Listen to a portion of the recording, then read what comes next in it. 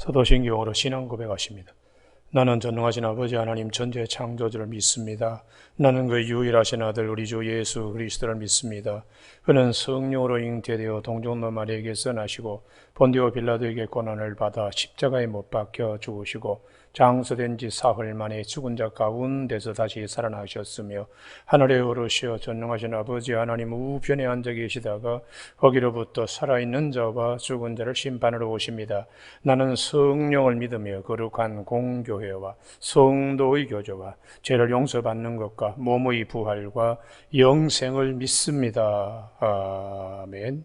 이 아침 하나님께서 우리 모두에게 주시는 복된 말씀은 누가복음 13장 31절에서 35절까지만 한 절씩 교독하시겠습니다.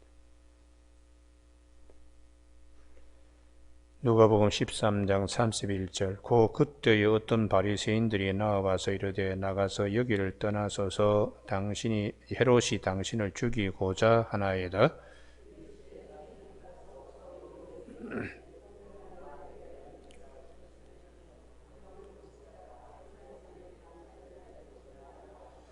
그러나 오늘과 내일과 모레는 내가 갈 길을 가야 하리니 선지자가 예루살렘 밖에서는 죽는 법이 없느니라.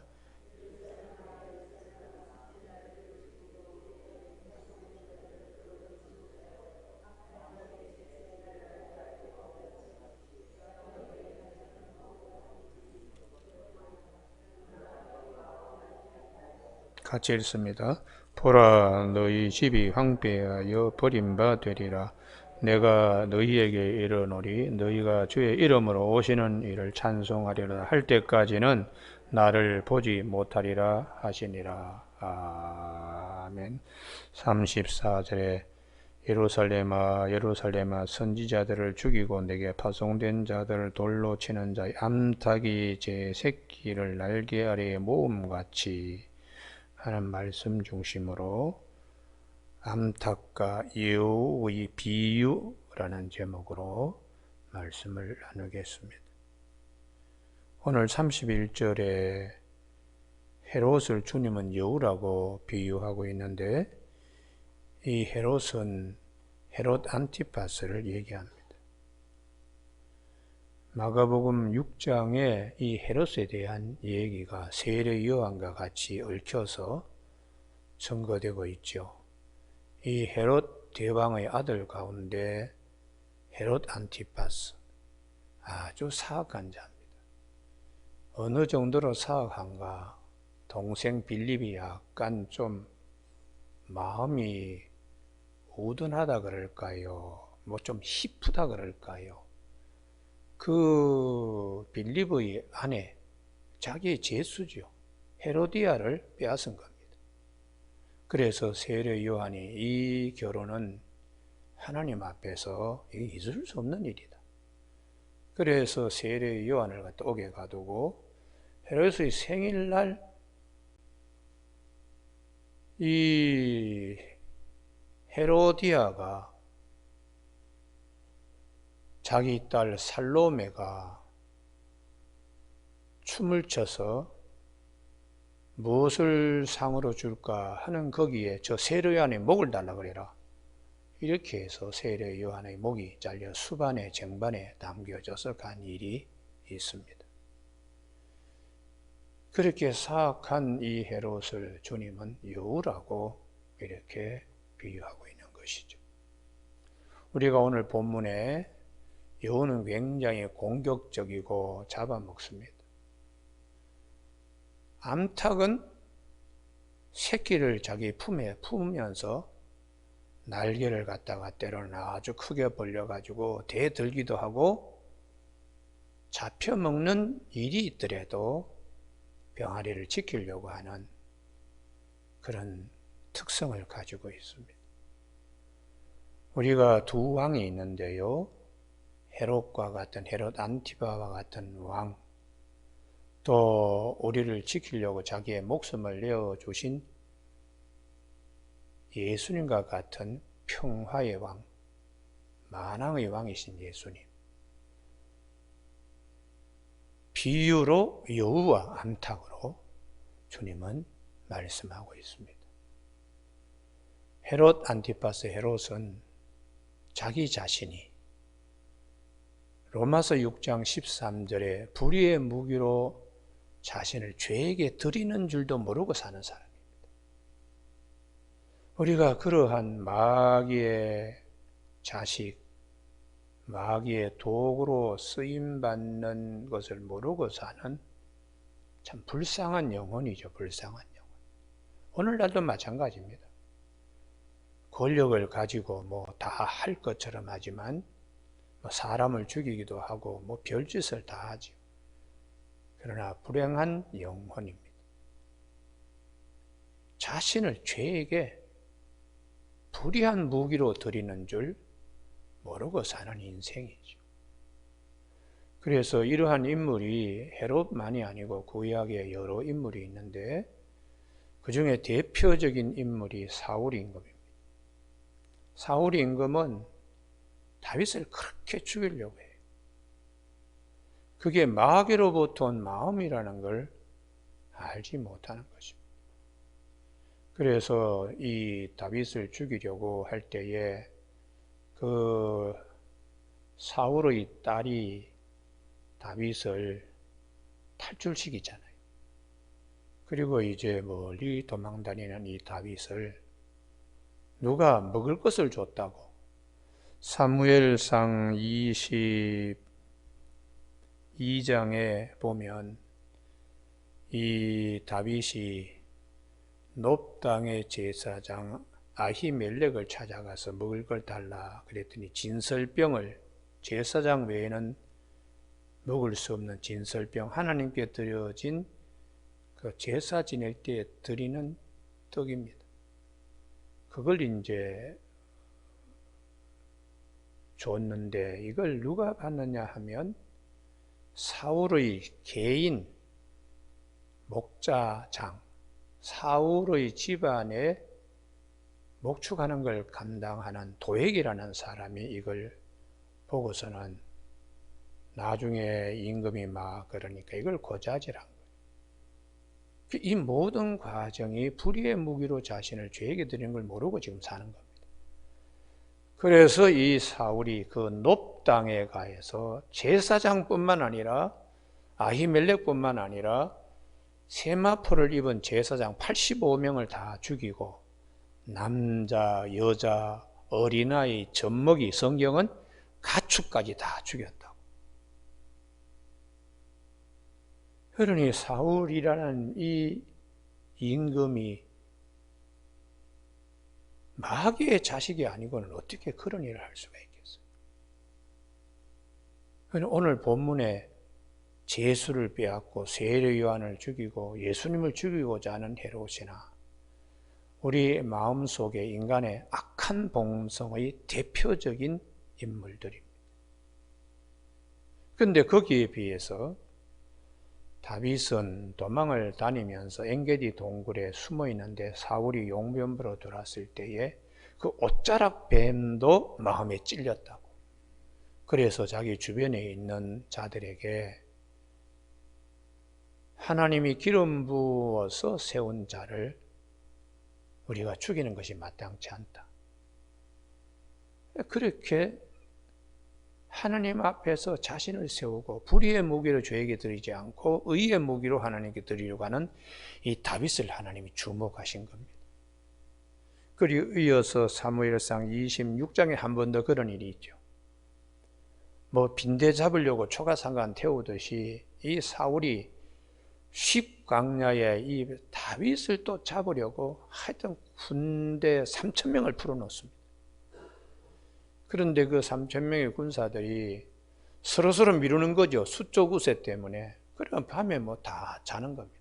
다윗이 맞은편에서 이렇게 보니까 다 군사들은 자고 사울의 창을 내리꽂고는 거기에 경호실장 아브넬이 같이 자고 있는 거예요. 그래서 다윗이 저기를 한번 건너가 보자. 그래서 나를 따라갈 사람이 누구냐? 자기의 경호를 책임지고 있는 아비새가 제가 가겠습니다. 그리고 가서 이 아비스야 그럽니다. 두 번 다시 이런 기회는 없습니다. 한 번의 창으로 찌르면은 다 끝나는 건데 그때도 다윗이 아니다. 하나님이 그렇게 하는 걸 원하지 아니한다. 죽이지 말라. 누구든지 손을 들어 여호와의 기름 부음 받은 자를 치면 죄가 없겠느냐 하고 말리고는 그 물병을 들고서 나중에는 증표로 죽일 수 있는 기회도 죽이지 않고 당신의 마음의 가책으로 다시 제정신으로 돌아오길 바라는 마음으로 다윗이 건너편에 가서 소리를 치면서 야 경호실장 아블네라 너도 자고 있네. 너희 주인을 지키지도 아니하는 그게 신냐냐 뭐 그러면서 다윗이 이제 그럴 때 사울이 참 이렇게 말합니다. 네가 나보다 참 착하다. 여러분 오늘 아침에 우리가 살면서 내 자신을 불의의 무기로 죄에게 드리는 유혹들이 찾아올 때에 하나님은 우리에게 말씀으로 찾아오세요. 그래서 창세기 4장에 가인이 동생을 죽이려고 할 때에 말씀으로 찾아옵니다. 죄가 너를 원하나 너는 죄를 다스릴지니라. 이걸 좀 강하게 부르면 네 마음문 앞에 죄가 와서 너를 자꾸 나오라고 손가락질한다. 그 문지방에 나가서 확 밟아버려라. 발등상 삼아버려라. 그 말씀입니다. 우리의 마음에 항상 문 앞에 와서 불의의 무기로 죄에게 드리도록 자꾸 유혹할 때에 말씀이 찾아오셔서 이기라, 짓밟아버려, 무화시켜 이렇게 하나님이 말씀을 하시죠. 근데 그 말씀을 외면하면은 선악을 따먹은 것처럼 죄에게 자기 자신을 드리게 되는 거죠. 결국은 가인은 자신을 죄에게 불의의 무기로 드리고 돌을 들어, 돌로 쳐. 이 말에 다 따라서 동생 아벨을 죽이는 겁니다. 오늘 아침에 그래서 우리 항상 말씀을 가지고 말씀이 우리들 앞에 신호등이 되어서 가라 그러면 가고 서라 그러면 서고 나는 가고 싶은데 말씀이 서라. 빨간불이 들어오면 서는 것이 축복입니다. 여러분 오늘 아침에 복 있는 사람 어떤 사람인가? 악인의 길을 쫓지 않고 죄인의 길에 서지 않고 오만한 자리에 앉지 않고 이건 다 세상적인 방식. 오직 여호와의 율법을 즐거워하며 말씀을 신호등 삼는 거죠. 그 율법을 주야로 묵상하는 자로다. 하나님의 말씀을 기억하며 내 안에 있는 이제 뭐 원수 갚고 싶은 마음, 뭐 죽이고자 하는 마음, 뭐 이런 등등을 다 다스리는 것입니다. 이런 사람은 시냇가에 심은 나무라 옮겨 심은 트랜스프렌트 이식한 나무라는 것이. 오늘 아침에 주님께서 사망이 왕노를 하는 곳에 헤롯 안티파스도 역시 그 중에 제일 대장이에요. 그런데 이곳에 생명이 왕노릇하는 하나님의 나라를 이루기 위하여 주님이 오셨습니다. 그래서 32절요. 이르시되 너희는 가서 저 여우에게 이르되 오늘과 내일은 내가 귀신을 쫓아낸 병을 고치다가 헤롯은 할 수 없는 일입니다.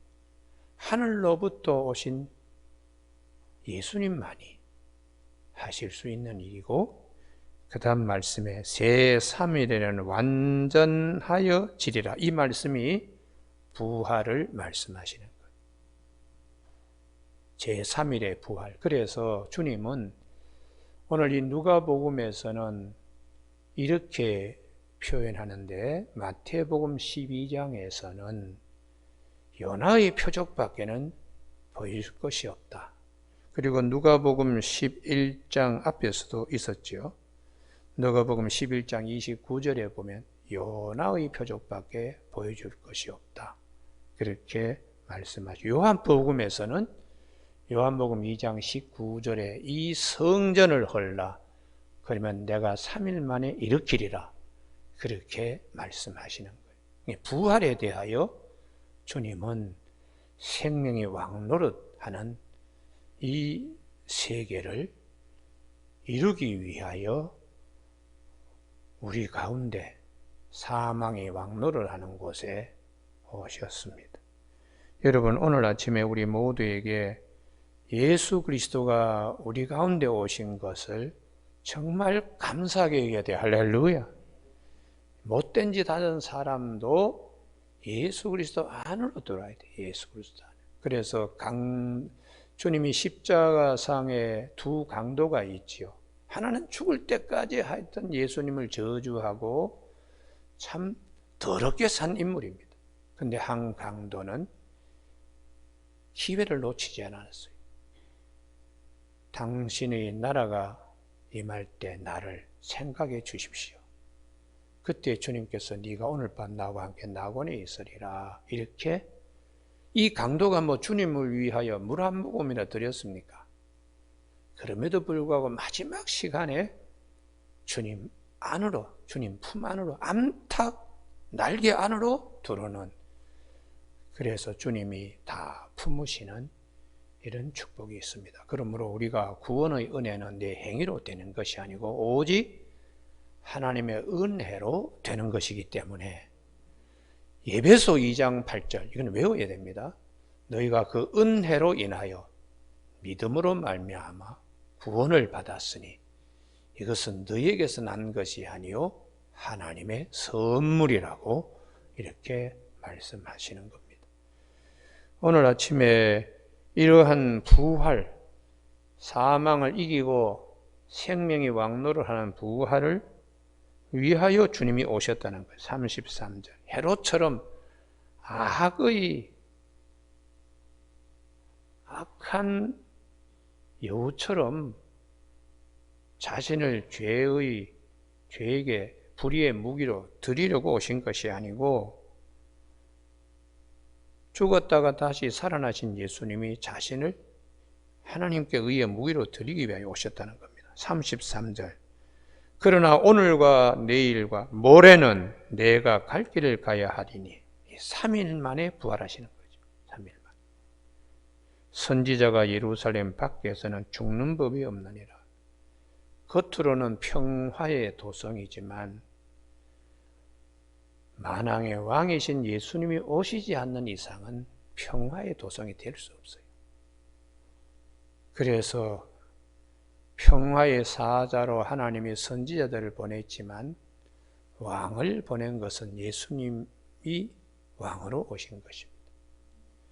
그래서 주님께서 말씀하시길 그 전에 선지자는 평화의 왕이 오심을 예언하고 예견하고 그렇게 했던 자들인데 다 예루살렘 성에서 다 죽었다. 이건 상당히 상징적인 것인데 주님께서 마태복음 24장 35절에 아벨의 피에서부터 성전의 제단 사이에 죽은 바라가의 아들 사가랴의 죽음에 이르기까지 그 말씀하시죠. 그러니까 많은 선지자의 피가 순교가 있었던 건 악한 세상에서 그럴 수밖에 없고 이러한 악한 세상, 사망이 왕노를 하고 죄가 횡행하는 곳에 주님이 마지막에 하나님의 아들이 오셔서 이걸 사망과 싸워서 이기기 위하여 주님이 우리에게 오셨다고 말씀하는 것입니다. 오늘 아침 우리 모두가 우리에게 생명의 왕으로 오신 예수님, 찬송가 154장 부른 것처럼 부활의 주님을 항상 기억하는 저와 여러분이 되시길 바랍니다. 할렐루야. 그래서 34절에 예루살렘아 예루살렘아 선지자들을 죽이고 내게 파송된 자들을 돌로 치는 자여 암탉이 제 새끼를 날개 아래에 모음같이 이 암탉은 병아리 자기 목숨 걸고 보호합니다. 집에 불이 나가지고 암탉은 죽었는데 암탉의 날개 아래 병아리는 살아있다. 그런 신문 기사가 있더라고요. 자기는 죽을 망정 새끼는 살리는 이게 모성애고 이게 하나님으로부터 사랑의 축복입니다. 그래서 예수님께서 당신 자신이 선지자들이 그렇게 한 것을 이루기 위하여 이제 하시는데 참 안타깝다고 주님이 말씀하시는 것입니다. 여러분, 오늘 아침에 제일 중요한 이 암탉이 제 새끼를 날개에 모은 같이 이 말씀이 항상 들려지길 바랍니다. 할렐루야. 어려울 때도 주님의 품을 생각하십시오. 내가 사망이 그냥 군사처럼 찾아오더라도 암탉의 날개가 되시는, 그래서 수고하고 무거운 짐진 자들아 다 내게로 오라, 내가 너희를 쉬게 하리라, 그렇게 마태복음 11장 28절에서 말씀하세요. 우리가 살아가면서 절대 고독이 있습니다. 절대 고독요. 우리 교회에 2번 오신 윤항기 목사님요, 그분이 그러시더라고요. 자기가 예전에 그 해에 가수왕을 차지를 하고 그랬을 때에 딱 2 남매, 윤복희 권사와 자기하고 2 사람 밖에는 혈육이 없는 거예요.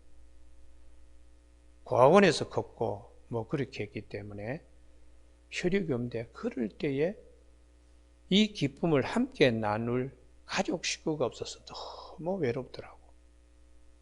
우리가 큰 상을 받았다고 해서 우리 마음에 있는 고독, 쓸쓸함이 없는 것이 아닙니다. 그럴 때 그런 인생에게 정말 우리가 아브라함의 품처럼 품이 있다는 것은 정말 감사한 거예요. 할렐루야. 이 품을 말씀을 통하여 우리가 경험할 수 있습니다. 자, 죽음이 찾아온다. 그랬을 때 그 품은 말씀으로 옵니다. 주님의 말씀이 들려져야 됩니다. 요한복음 14장 1절에 너희는 마음에 근심하지 말라. 하나님을 믿으니 또 나를 믿으라. 내가 너희를 위하여 처소를 예비하러 가노니 내가 가서 너희 처소를 예비하면 나 있는 곳에 너희를 데려오기 위하여 주님이 오신다고 말씀하세요. 할렐루야. 그 시간에 말씀이 들리죠. 말씀이요. 그래서 저는 수없이 그럽니다. 이 말씀을 자꾸 찾고, 귀찮지만 찾고 또 찾고 듣고, 손으로 찾으면서 손에 벌려서 새기지요. 눈으로 새기지요. 입으로 얘기하면서 입술에 새기지요. 마음으로 새기지요. 들으니까 귀에 새기죠. 이렇게 총체적으로 하는데도 돌아서면 잊어버려요. 그러니까 우리에게 아예 박힌 못이 되도록 말씀을 수없이 봐야 됩니다. 그래야지 말씀이 기억나서 말씀이 인도하는 대로 그 품에 안기는 평화와 위로가 있기 때문입니다. 35절 강조사, 어조사로 보라 볼지어다. 이 히브리 말로 하면 힘내라고 하는데 구약성에 참 많습니다. 너희 집이 황폐하여 버림받으리라. 품에 오지 아니하면 내가 너희에게 이르노니 너희가 주의 이름으로 오시는 이를 찬송하리라 할 때까지는 나를 보지 못하리라. 이거 우리 그냥 지나가기 쉬운데 이 말씀이 대단히 중요합니다. 이 말씀이 주님이 다시 재림하실 때까지, 주님이 다시 오실 때까지, 우리가 주님이 다시 오실 때 이것을 성도의 신앙에 아주 큰 기둥으로 쓰여야 돼요. 다시 오시는 주님을 사모하는 신앙. 우리는 초림하신 처음 오신 예수님과 다시 오실 예수님 사이에 우리는 살고 있습니다. 그래서 다시 오실 주님, 그래서 마라나타라고 주 예수여 어서 오시옵소서, 이 신앙이 초대교회 신앙의 굉장히 중요한 부분입니다. 그래서 오늘 우리가 이 마태복음 26장 29절을 한번 찾아보셔야 되는데 여기를 꼭 찾으시기 바랍니다. 마태복음 몇 장이라고요? 26장 29절.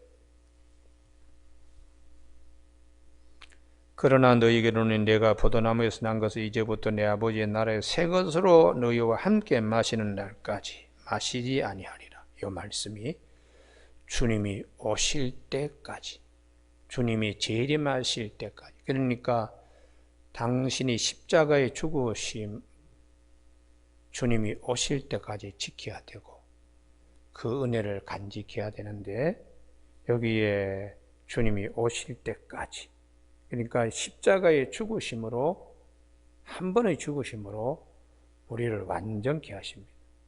다시 주님이 오셔서 새 포도주를 우리에게 주시는 날은 주님의 혼인잔치에 참여하는, 부활에 참여하는 큰 축복이 있음을 말씀하세요.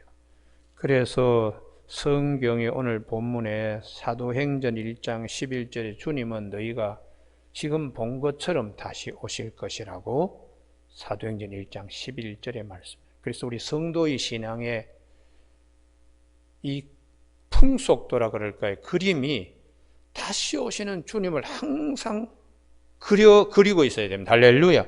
그래서 사모하고 있어야 돼요. 왜냐 그러면 그때가 우리에게 새 생명으로 부활에 참여하는 주님의 말씀이 이루어지기 때문입니다.